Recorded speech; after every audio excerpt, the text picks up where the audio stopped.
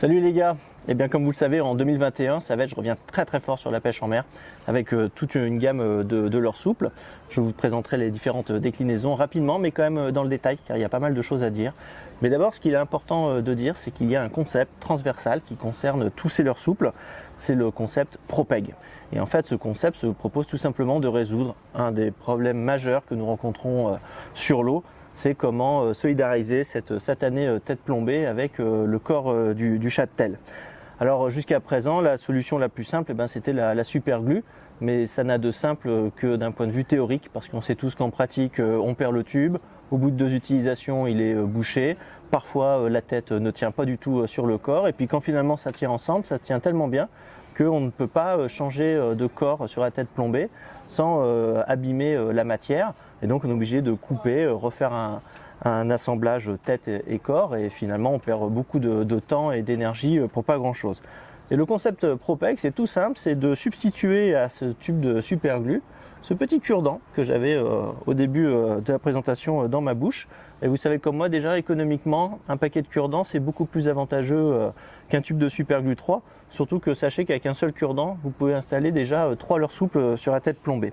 Alors comment ça se passe? Je vous le montre tout de suite. Ici, j'ai un des coloris là, qui a bien marché aujourd'hui sur sa petite TP. Vous voyez que c'est solidement fixé au leurre. Mais en fait, il y a ici, à cet endroit-là, on voit qu'il y a un petit point de couleur. Si je pousse, en fait, hop, je me rends compte que c'est en fait un petit morceau de cure-dent, tout simple, un petit morceau de bois. Puis je peux le jeter, c'est biodégradable, il n'y a pas de problème. Et là, maintenant, je peux enlever mon leurre de sa tête plombée. Et bien, par exemple, je suis en action de pêche. Je décide d'utiliser un lemonback comme celui-ci. Je vais l'installer à la place de mon précédent corps qui était rose. Hop, je l'installe ici. Je m'empare du cure-dent. Alors là, vous voyez, ça peut partir tout seul très facilement.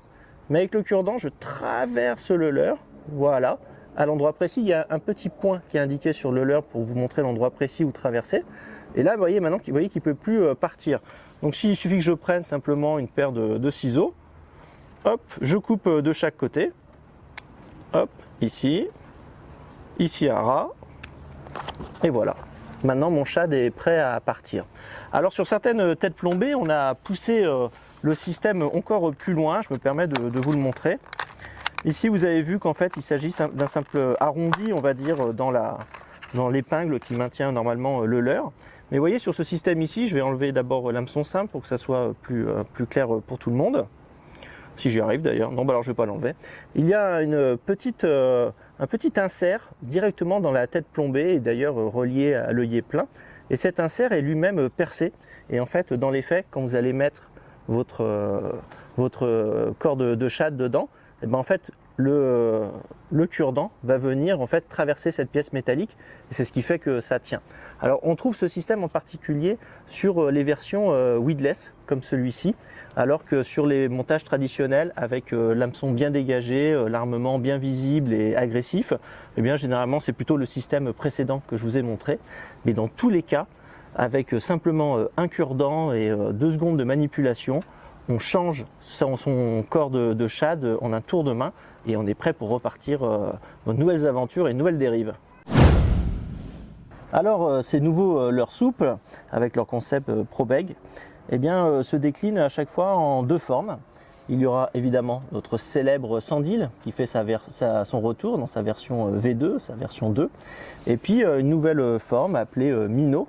Et donc comme vous pouvez le voir, ça correspond en fait aux 2 formes extrêmes des bêtes fiches qu'on va trouver en mer. Ça ressemble plutôt à un lançon. Et puis disons que si les poissons sont plus sur des sardines, ce sera plus cette forme de ce minnow. Mais à chaque fois, que ça soit le sandil ou le minnow, il y aura 2 versions. Une version classique, c'est celle que je tiens dans les mains, et puis une version weedless. Par exemple, je vous le montre ici avec le sandil. Vous voyez qu'ici, mais ça sera la même chose sur le minnow, j'ai une version anti-herbe, c'est-à-dire que ici par exemple quand c'est dégagé, qu'il y a peu d'accros, peu de laminaire, tout ça, mieux vaut pêcher avec la forme où l'hameçon est bien dégagé, plus agressif. Mais de temps en temps on a besoin de moins s'accrocher, par exemple moins accrocher d'algues tout simplement. Et cette version weedless vous rendra de grands services. Et donc chaque modèle est décliné à chaque fois, version classique, version weedless, et vous permet ainsi de faire votre choix et puis surtout de passer rapidement de l'un à l'autre en fonction des dérives et des postes que vous cherchez à exploiter. Alors comment fonctionne notre système weedless? C'est très simple, on retrouve le ProPeg dont on a parlé tout à l'heure. Donc ici j'enlève le petit morceau de cure-dent qui retenait en fait le corps du shad sur la tête plombée. Je retire l'hameçon, j'enlève le corps du shad-tail. Alors vous voyez qu'il est absolument intact, il peut resservir de nombreuses fois.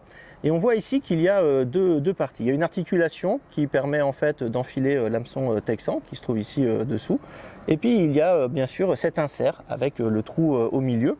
Et donc c'est très facile à installer et il n'y a aucun risque que le poisson reparte avec l'hameçon sans la tête plombée, je tiens à le signaler. Tout simplement, hop, on le réinstalle à l'intérieur. Je vais ici mettre mon morceau de cure-dent et puis je réinstalle mon hameçon à l'intérieur classiquement. Il n'y a rien de plus simple, ça va très vite et on change de corps de shad à une vitesse folle. Sachez aussi, et c'est très important, que tous nos leurres pour la mer sont maintenant, tous ceux en tout cas qui bénéficient des nouveaux process comme le ProPeg et tout ça, sont fournis avec un rattle à l'intérieur qu'on entend bien quand on le secoue. Et vous savez comme moi qu'il y a des jours où les poissons sont attirés par le bruit des chambres à billes et d'autres jours non.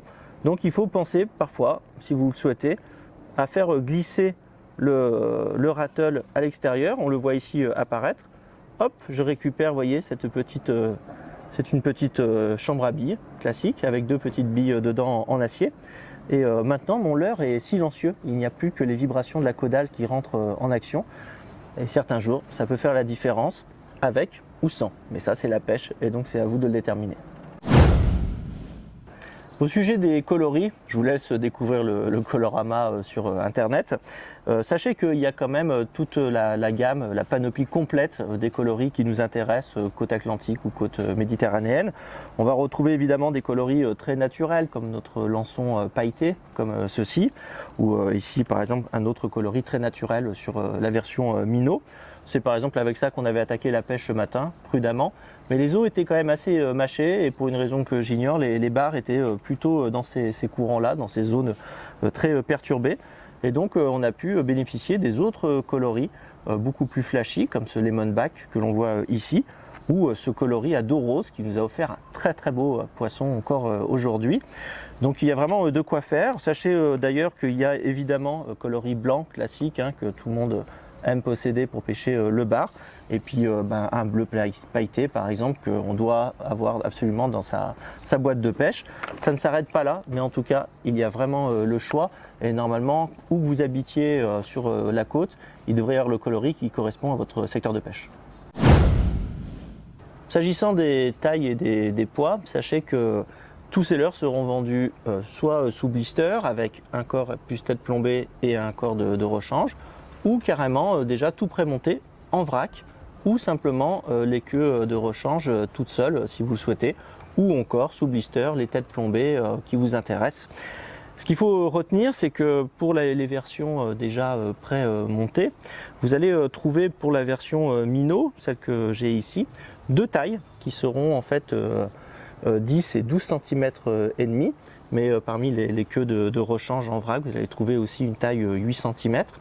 Simplement une petite précision, quand vous achetez un minnow par exemple déjà tout monté et qu'il est indiqué 20 grammes sur le blister, il faut savoir que c'est le poids de la tête plombée plus le leurre. Et comme par exemple la version 10 cm pèse déjà 10 grammes, et bien en fait ça veut dire que la tête plombée qui l'équipe, elle ne pèse que 10 grammes. C'est l'ensemble tête plombée plus leurre, leurre souple, qui fait 20 grammes en tout. C'est très important à savoir. Donc pour l'instant, déjà armé sous blister, il n'y a que deux tailles, mais il y a quand même une taille supplémentaire que vous pouvez trouver séparément. Et pour ce qui est de notre célèbre sandil, là il y a quatre tailles principales. Vous allez trouver 9,5, 11, 12,5 et 14 cm.